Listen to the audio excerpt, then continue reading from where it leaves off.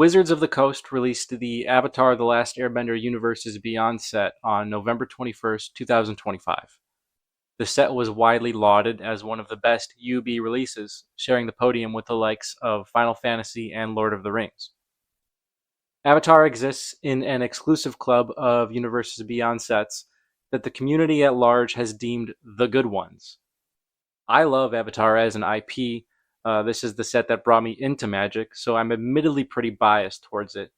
But regardless of where you stand on Universes Beyond and the various IPs that are involved, it's hard to deny the fact that this was, at least mechanically, an amazing set. Earthbending, firebending, and airbending all introduced fun and dynamic play patterns that could live side by side with in-universe cards, oftentimes enhancing the efficacy of your deck by playing into its archetype. Waterbending exists too, but it's not nearly as interactive as the other three. Evidence of these popular mechanics has manifested in the form of popular commanders.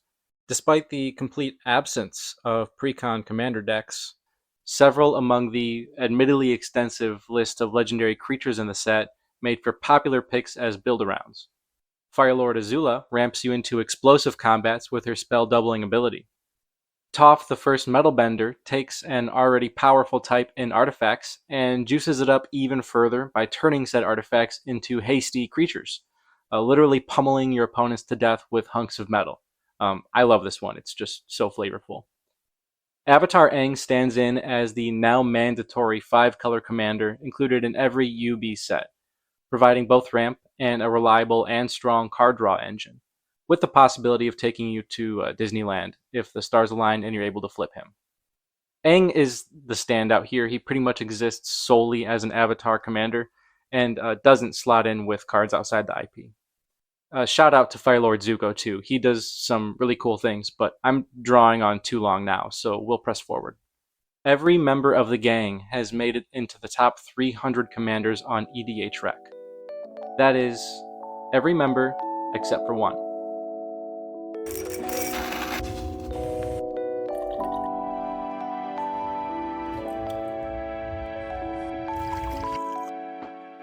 Hey guys, I'm new here.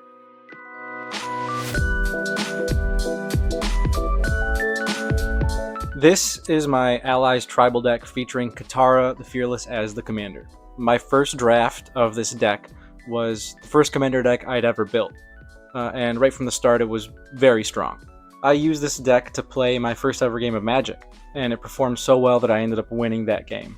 At the time it was a set restricted deck, meaning that I only included cards that were in the Avatar set. I ended up abandoning the set restriction, and I restructured the deck to include older ally cards, as well as some powerful payoffs for tribal decks. In a wonderful turn of catharsis and serendipity, the most recent version of this deck performed very well at my first Friday night Magic event at my local game store. So well, in fact, that it won. This deck not only won my first ever game, but it was also the first deck that won me real life cash. That's enough introduction, let's take a look at the deck.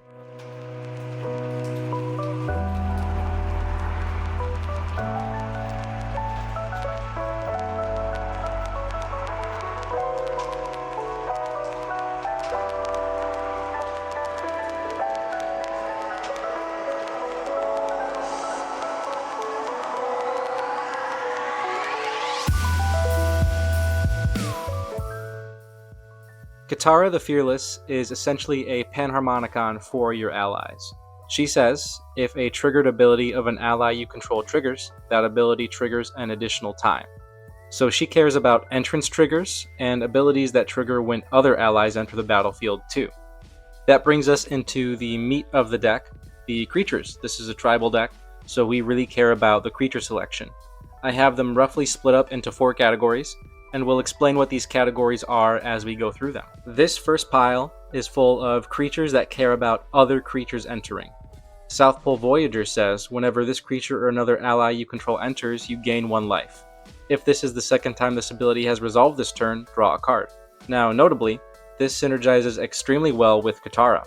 She will automatically double trigger the first ability, and she will also double the second ability. So whenever you have South Pole Voyager on the battlefield, and another ally enters, you will gain 2 life and draw 2 cards. Next we have a selection of creatures that buff your battlefield whenever another ally enters. And all of these effects last until end of turn. So Core Blade Whirl gives your allies first strike, the Lantern Scout gives your allies lifelink, Tajuru Archer helps you pick off pesky flyers that may be beating you down. Ondu Cleric is a very powerful card. Whenever he or another ally enters, you will gain life equal to the number of allies you have. I have had turns where I've gained several hundred life because this guy was on the battlefield. The Hero of Gomafada gives your allies indestructible. This is a wonderful protection creature because there are some creatures in this deck, or even lands, that allow you to create allies when it's not your turn. So if you're getting beaten down or someone threatens with a board wipe, you can spend a bit of mana, generate an ally off turn, and give all your guys indestructible. This is another very, very good card for this deck. This is the only Shapeshifter ally that's been printed, and so you can just bring this in as a copy of whatever the strongest card you have is on the battlefield. And Expedition Envoy is just a 1 mana trigger, essentially. You can bring it in early game to have a body. You have certain cards that care about the number of allies you have, so this can contribute to that. Or you can bring it in mid to late game to give you just another trigger on the stack. Seascape Aerialist gives your allies flying to give you more protection from flying creatures across the field. And Kabira Evangel is another very broken card in this deck. When he or another ally enters the battlefield under your control, you can choose a color. If you do, allies you control gain protection from the chosen color. Notably, this will trigger each time an ally enters the battlefield under your control for that turn.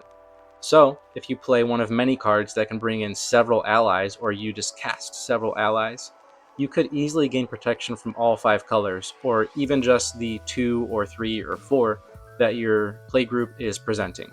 That brings us to this second pile here. These are all cards that gain counters when another ally enters. Earth King's Lieutenant is a 2 mana 1/1 with Trample. He says when this creature enters, put a +1/+1 counter on each other ally creature you control. Doubled with Katara, that will be 2 +1/+1 counters. He also says whenever another ally you control enters, put a +1/+1 counter on this creature. There's been several times where I've had to track this guy's power with many spin down die, so he can get very strong very fast. Turntimber Ranger is an interesting card. He says whenever he or another ally enters the battlefield under your control, you may put a 2/2 green wolf creature token onto the battlefield. So you can create wolves, and he will also gain counters just like Earth King's Lieutenant. Oran Reef Survivalist is the purest version of this mechanic. He just gains counters. Umara Raptor is a flyer that gains counters. Talus Paladin gains lifelink and also gains counters himself, so we're getting even more life gain throughout the deck. Hada Freeblade is the best value we have for any creature that just wants to gain counters on themselves. I would argue that Earth King's Lieutenant offers the best value overall, because he buffs all your other guys and also buffs himself. But in terms of just a card that puts counters on itself, he is a 1-drop and he is incredible at what he does. And Kadanzu Blade Master is essentially a amped up version of Hada Freeblade for just 1 more mana. Same effect, but he has First Strike and Vigilance. He is a great blocker early game. This fourth pile is what I dub special creatures. They will grant abilities or they will provide value that doesn't fit into these other 2 categories. Great Divide Guide, just a wonderful mana dork that turns each of your allies into mana dorks and allows you to turn your brain off for how you're tapping lands. All lands and allies tap for any color, so he just unlocks a world of potential when he enters. Sokka is just another value engine. When he and another creature attack, draw a card. It can be tough to attack with him, especially towards the mid or late game, but notably he's a 2/4. So you can attack into a board full of 2/2s, and he won't die. And with all the other protection that the other allies grant, it's actually much easier to attack with him than you might expect. The Earth King is the most powerful piece of ramp that we have in the deck. This is broken. He comes in, he creates 2 bears with Katara out, and then if you attack with 1 or more creatures with power 4 or greater, which is very easy thanks to our friends over here, you search your library for up to that many basic land cards, put them onto the battlefield tapped, and then shuffle. This is doubled. If you attack with 2 4/4s, you're ramping 4 lands. This adds so much fuel to your engine that if you reliably attack with this creature on the battlefield, you greatly increase your odds of winning the game. This enables some of your finishers. You can pay a few mana, and one of your creatures is sneaking through no matter what. This just guarantees that the big beaters that you're building up can get through for damage and close out the game. Beastcaller Savant is a 2 mana 1/1 mana dork with haste, so he can come in and tap for mana on the same turn. Erebez Druid is the most powerful mana dork in the deck. Mid-game, this is tapping for 5 or 6 mana. This is very, very strong. Seagate Loremaster is the strongest card draw engine we have in the deck. It taps to draw a card for each ally you control. This can easily draw you 5 or 6 cards in the mid-game and 10, 11, 12 cards in the late game. Ondu War Cleric is a tap enabler. It can get you a little bit of life in the early game, but the big deal with him is that we have tap outlets, and he turns those online. This last pile of creatures are creatures that enable you to bring allies out on the battlefield more reliably, or just generate tokens themselves. These will help you trigger your entrance triggers much more frequently than the other creatures would alone. The Blue Spirit allows you to flash in allies. For example, you can have the Blue Spirit and the Hero of Gomafada out on the battlefield. Someone tries to attack you, you flash in one of your allies in your hand, and you're indestructible for the turn. Aang, Swift Savior, is a great interceptor. He is a 3 mana 2/3. He has flash and flying, and when he enters, he airbends up to 1 target creature or spell. Doubled with Katara, that's 2. Airbending exiles those creatures or spells, and the controller of those creature or spells has to pay 2 generic to bring them back in. So it's great for removing threats or blockers, or it's great for even removing your own things and giving you more entrance triggers. Aang and Katara is a powerful token generator. When it enters or attacks, you create X 1/1 white ally creature tokens, where X is the number of tapped artifacts and or creatures you control. This is where our tap enablers come in handy. We can tap down our creatures for mana with Great Divide Guide, bring Aang and Katara in, and get a whole flurry of entrance triggers off of this. Suki is another great token generator. She creates 2 allies every time she attacks with Katara out, and her power is equal to the number of creatures you control, so she can be a great finisher as well. Jet, Rebel Leader, lets you grab creatures off the top of your deck and put them directly into play if they're mana value 3 or less. Appa, Steadfast Guardian, is a great way to protect your board state. If someone tries to wrath the board, you can flash in Appa, airbend all your stuff, and pay 2 mana per creature to put them back into play. Notably, whenever you cast a spell from exile, you can create more allies. So if you chain your casts correctly, if you sequence your entrance triggers correctly, you can get a ton of value from these entrance triggers. Aang at the Crossroads is a powerful card that is a popular pick for Commander, but it's even stronger under Katara. His entrance trigger of looking at the top 5 and putting a fairly sizable threat onto the battlefield for free is doubled. So you essentially look at the top 5, put a creature from among those onto the battlefield, and you do it again. Editing this video right now, and I realized I didn't go over the backside of our flip creatures. Really, we're not playing them for the backside, so just know that you can flip them, and they hit really hard, but that's not why we have them in the deck. Alright, thanks. Hakoda lets you look at the top card of your library at any time and cast allies from the top of your library. Additionally, you can sack him and turn your board indestructible. And Monk Gyatso is yet more protection. He is extremely annoying for your opponents when he comes down. Whenever someone tries to target one of your creatures with a spell, you can just airbend that creature away, whisking them away and giving you another entrance trigger later. Really, the effect that he has is people refuse to target you at this point until they can deal with him. If they can't answer him, or if you have more protection for him, your creatures just can't really be targeted. That's it for our creatures. Let's move on to the rest of the deck.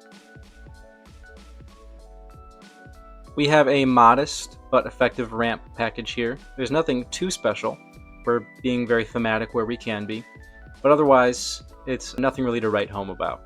We have a few mana artifacts.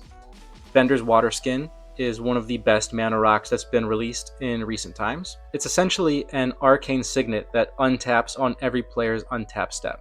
So it's really great in any deck that wants to play on opponent's terms or just hold mana up in general. And of course we have the Avatar Arcane Signet and Soul Ring. We have a small selection of card draw here, Mystic Remora being the most notable one. This can be a little hit or miss, but if you're playing with a table that likes to cast non-creature spells, obviously it's very, very strong. Frantic Search allows you to cantrip and tailor your hand a little bit, draw 2 cards, discard 2 cards, untap 3 lands. We have a healthy amount of interaction here: Counterspell, Arcane Denial, and Swan Song, as well as some spot removal. We have 5-card spot removal package. This just enables that any really annoying creatures that are on the battlefield, or even permanents in this case, can be taken out of the game so that you can keep your engine in motion. Teferi's Protection is just a best in slot card. There's nothing that even comes close. Ephemerate is great for generating an entrance trigger. If you're low and you can get your Cleric out and then bounce another one of your creatures, you can very easily get back up to starting health. Avatar's Wrath is one of the better board wipes they've released recently. It is 4 mana, choose 1 target creature, then airbend all others. So you target Katara the Fearless with it, you airbend the rest of the board, and then you pay 2, you pay 2, you pay 2, and get a flurry of entrance triggers. Notably, until your next turn, your opponents can't cast spells from anywhere other than their hands. So they cannot cast their airbent creatures or their commander until your next turn. This is very, very strong. United Front creates a flurry of allied creature tokens, again entrance triggers. The Tale of Katara and Toph is yet another tap outlet. This synergizes very, very well with Great Divide Guide, tapping all your allies for mana and putting 2+1/+1 counters on each of them. And now we're into some serious threats here. Kindred Summons is just an incredibly powerful card.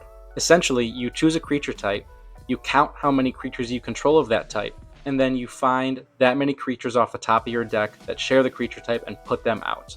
This wins the game. This will win the game very, very reliably. Since we have so many counter shenanigans in this deck, Deep Glow Skate can come down and double the number of counters on any number of target permanents. This turns your 10/10 Earth King's Lieutenant into a 20/20. The Planetarium of Wan Shi Tong lets you scry, so curating the top of your deck a little bit, and then it allows you to cast whatever you scried to the top for free that turn. And Banner of Kinship is a great tribal payoff. You count the number of allies you control. When this comes down, you put a counter on it equal to the number of allies you control, and they get +1/+1 equal to the number of counters on this. Deep Glow Skate will double the number of counters on Banner of Kinship. If you have 7 allies out, and you cast Banner of Kinship, and then you cast Deep Glow Skate, suddenly your board is all getting +14/+14. All that leaves us with is the mana base now. This is what I would call a budget mana base. This is cheap compared to the rest of the deck. We have the White Lotus Hideout that can filter your mana a little bit. The Jasmine Dragon Tea Shop is a great include here. You can pay 5 and tap this to create an ally. This is one of those cards that can give your board indestructible with the right board state, or lifelink, or protection, or whatever you need. We have our selection of basic lands here. I've included the Thriving Cycle. I think they represent great value for your money. The Abandoned Air Temple can put counters on your allies. If you find yourself holding Deep Glow Skate because you don't have counters on the board, but you have some extra mana to throw around, the Abandoned Air Temple can set you up for a semi-productive cast on that creature. And those were really all the lands worth mentioning. Once again, it is a budget mana base. There is tons of room for improvement here, but it is also fairly reliable. I haven't found myself in many situations where I'm really hurting for mana, but if there was a place to really improve this deck, it would be right here.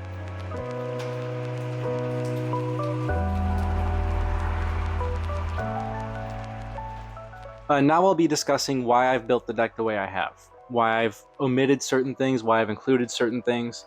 So if that's not interesting to you, timestamps.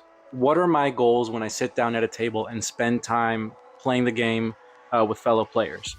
I think this question is important because the way you build your deck is going to be highly contingent on what those goals are. My goals include showcasing the best of an archetype while working within whatever thematic boundaries that I've set for myself. For whatever the given build is. You may not share those goals, and that's okay. I seek high thematic cohesion, and sometimes I may omit a best in slot card in favor of one that feels more aesthetically appropriate. I'm a very aesthetically driven individual, and this is reflected in the way that I build decks. My play groups tend to lean more casual, and usually include players who share my play style, so as a result, I tend to run very few, if any, stacks pieces. Mystic Remora is the only card in my deck that makes players pay for stuff, and it's only included because it's printed in the set. Stacks pieces are not necessary for me to get a healthy number of wins with my play groups, so I don't include them. But if you play with a group where that's not the case, this deck would love a Rhystic Study, a Smothering Tithe, or an Aura Shards. In a similar vein, I tend not to run tutors. I value variance. I personally like it when a deck feels different with repeated uses. That said, Eladamri's Call does have an avatar screenshot printing, so some of you may want to toss that in if you want a more reliable play pattern. While I'm on the topic of cards I don't include, let's talk about Roaming Throne.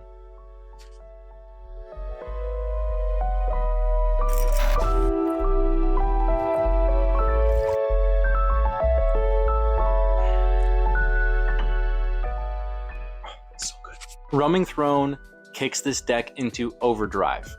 It triggers an ally ETB when it comes down because of its shapeshifter characteristics. It gives you a second Panharmonicon style trigger. It is essentially an easy auto-include and win condition, so why haven't I included it? Put plainly, for me, a win with a Roaming Throne on the battlefield no longer feels like a win for my allies. It feels like a win for Roaming Throne. It tends to overshadow your board state, and as a result, it paradoxically makes your deck feel weaker in a way. Your powerful board presence didn't win the game, Roaming Throne did. It's the same reason I don't include Thrumming Stone in my Rabbits deck. Video in the works. Even worse, the bulk of its value doesn't manifest on entrance. It requires additional triggers to occur. And as a result, it eats 4 mana and then asks you to survive a full turn cycle before you untap again. It's essentially a challenge to the rest of the board to kill you before you untap and win. I don't like aggro magnets, and Roaming Throne is certainly an aggro magnet. It's the same reason Doubling Season isn't in any of my counters or token decks. Let's compare this to the other win conditions in the deck. Kindred Summons is very expensive at a massive 7 mana, but all of its value manifests immediately. With the right board state, including the help of a few token allies on the battlefield, it can pull the remaining creatures out of your deck and just put them right onto the battlefield. I've done it. I forgot to add here that it often pays for itself too. If you have 3 or 4 creatures out, it is very, very likely that you will pull more than 7 mana worth of value out of your deck and put it onto the board. If you have more than that, then you're getting free casts. It's going to cheat those creatures out for free, giving you entrance triggers and a bigger board presence. From there, your army of allies surges forward and closes out the game. Deepglow Skate, the other closer in the deck, is essentially a 1-turn turbo Doubling Season. It's like a Doubling Season that skips 4 turns of aggro and gives you all of its payoff at once on the back end, with the trade-off that it doesn't double your tokens. And I've already discussed its synergy with Banner of Kinship. Now that you know why I've built the deck the way that I have, let's do some Goldfishing. Here we have the deck. It's all shuffled up, but I'll give it a couple more.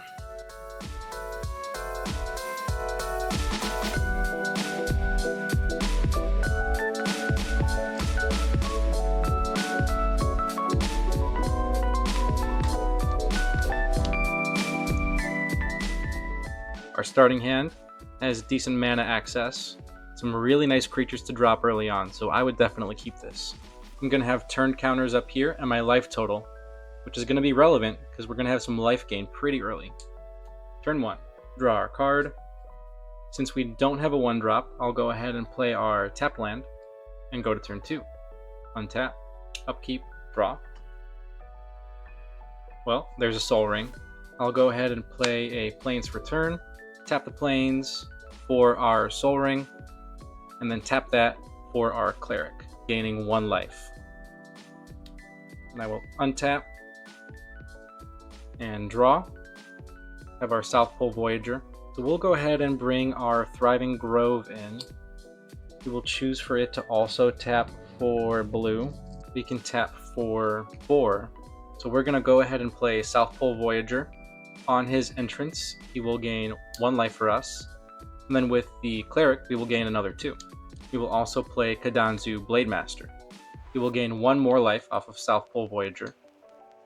Then we will draw a card off of him, an Ephemerate, and then we will gain 3 with Ondu Cleric.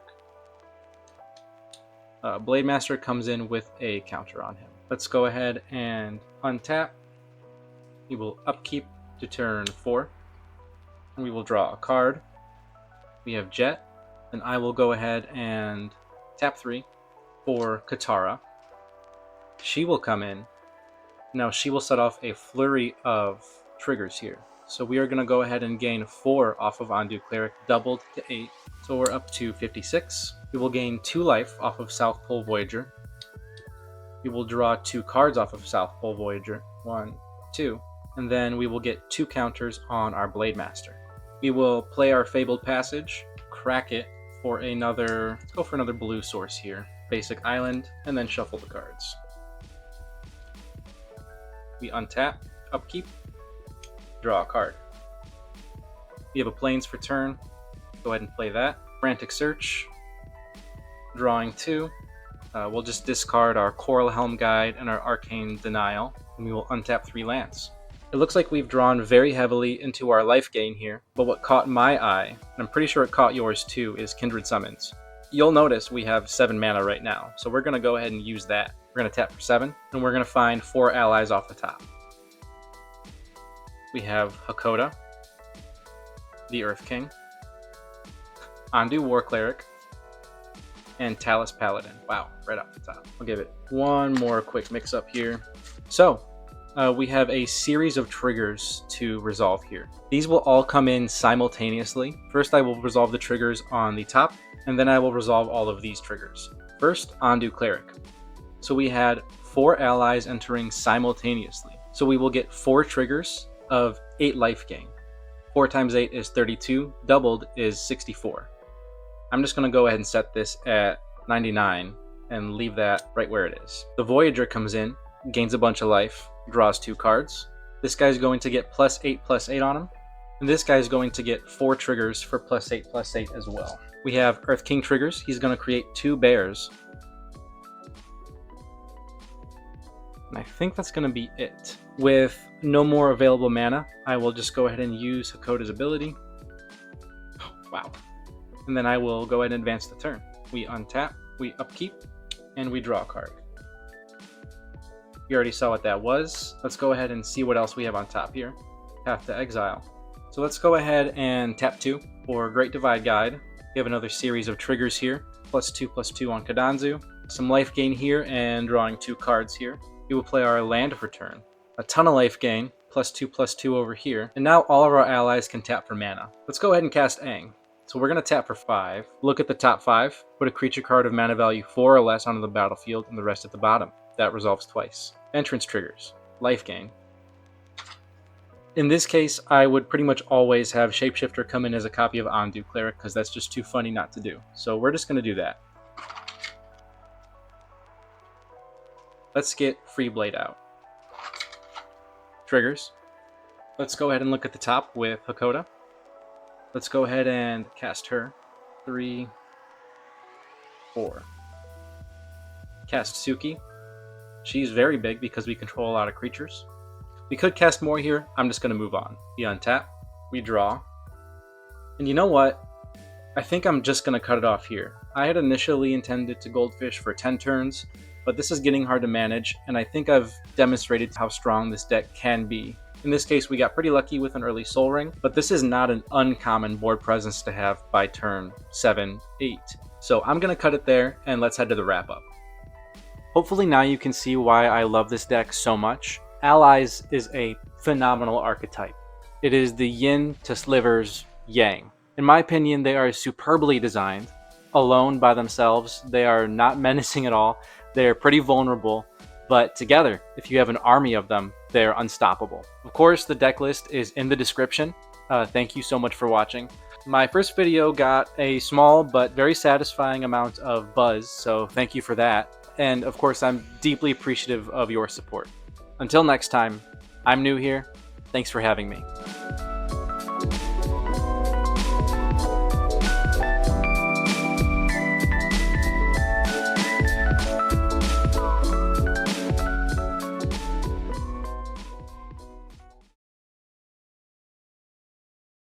Is there anything you would like to say to the people, Oliver?